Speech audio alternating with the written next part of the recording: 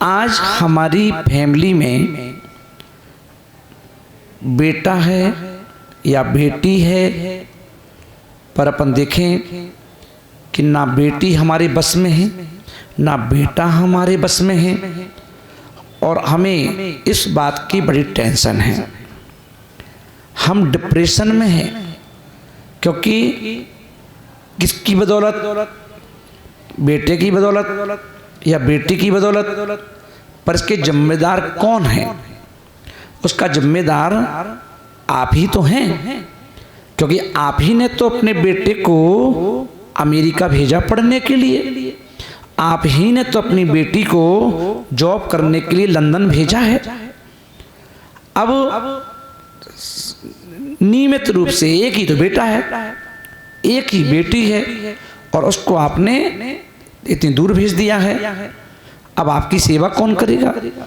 अब आपका ध्यान कौन रखेगा? अब आपसे कौन पूछेगा पापा जी कैसे हो? अब कौन पूछेगा मम्मी कैसी हो? इसी बात का तो टेंशन है। और अब उन बच्चों को अमेरिका में ही, लंदन में ही अच्छा लगने लगा। अब उनको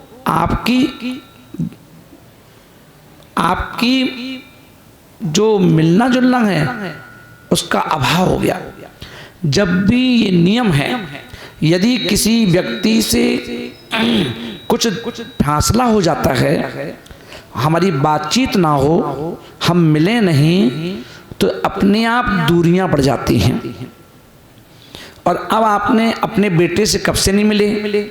आप अपने कोई पिता अपने बेटे से 5 साल से नहीं मिला, क्योंकि बेटा आया नहीं, आप गए नहीं, कभी बेटी से नहीं मिले, तो उन्हें तो किसी ना किसी की जरूरत है, जरूरत तो है। जब अब यहाँ पर मम्मी पापा भारत में हैं और बेटा या बेटी अकेले दूसरे देश में हैं, अब वहाँ पर जरूरत तो पड़ती है।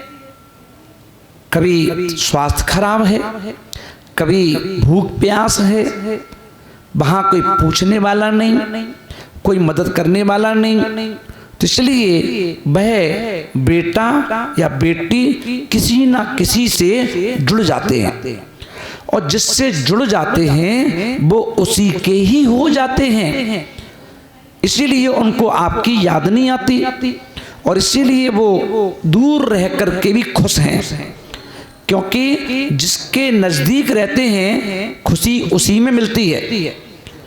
अब वो जहाँ अपनी फ्रेंड सर्कल में लड़के को यदि कोई लड़की मिल गई तो वो उसी में खुश है, और लड़की को यदि कोई लड़का मिल गया तो वो उसी में खुश है, क्योंकि माता पिता भारत में हैं और वो अकेला वहाँ पर है। तो ऐसी मुसीबत में जो साथ देता है, हमारे बच्चे उसी के हो जाते हैं। इसलिए कभी किसी को दोष मत देना। ये दोस्त आपका ही है कि आपको बड़ा शौक था बेटे को अमेरिका में पढ़ाने का, बेटी को लंदन में पढ़ाने का, और फिर जॉब के लिए दूर भेजने का। आप सोचते थे कि मेरा बेटे बेटी विदेश में नौकरी करेंगे तो तुम्हारा सीना चौड़ा हो जाएगा, बहुत लंबा पैकेज है, अब तुम पैकेज तुम ले लो, पर बेटा किसी और का हो गया। पैकेज तुम ले लो, बेटी किसी और की हो गई। अब पैकेज खाओ, पैकेज को रख लो ना। बेटा कहता है हमें शादी नहीं करना है, मैंने कर ली।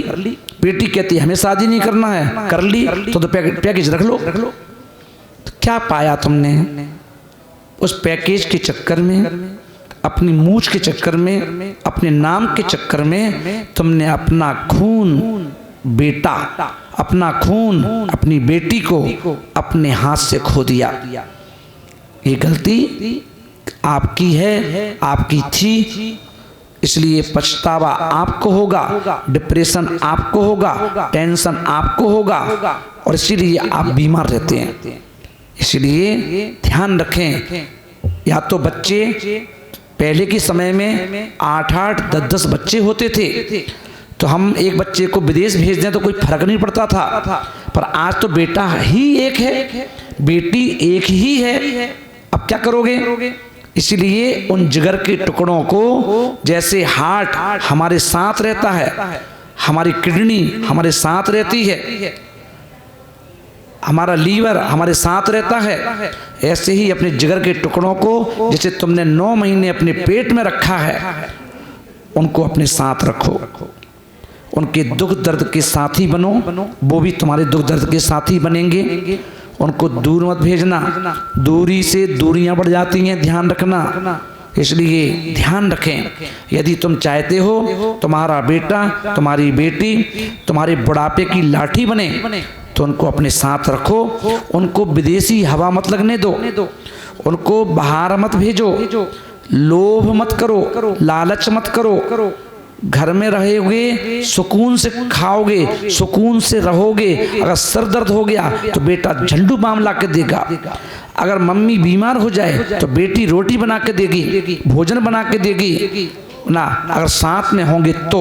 और यदि तुमने उनको बाहर भेज दिया है तो होटल का खाना पड़ेगा, या पत्नी बीमारी में भोजन बनाना पड़ेगा, और खून के आंसू रोना पड़ेंगे। इसलिए ध्यान रखो, अपने बच्चों से ये उम्मीद रखो तो उनको पास में रखो, क्योंकि उनको भी तुम्हारी जरूरत है और तुमको भी उनकी जरूरत है। इसलिए एक दूसरे की जरूरतों का ध्यान रख करके अपने अपने आप उनके पास रहें, वो तुम्हारे पास रहें, जिससे हम दिन में भले ही 2-4 घंटे की दूरी हो, पर शाम को जब घर पहुंचे तो भोजन करते समय बेटा भी वहीं हो, बेटी भी वहीं हो, पत्नी भी वहीं हो, और आप भी वहीं हो। और जब हम चारों मिलकर के एक साथ जब भोजन करेंगे तो वह भोजन अमृत का काम करेगा, और आपको खुशी होगी कि मेरी मैं और मेरी फैमिली एक साथ हैं, साथ हंसेंगे, साथ रोएंगे, साथ खाएंगे, साथ कमाएंगे, और साथ एक दूसरे के दुखों में सहयोगी बन करके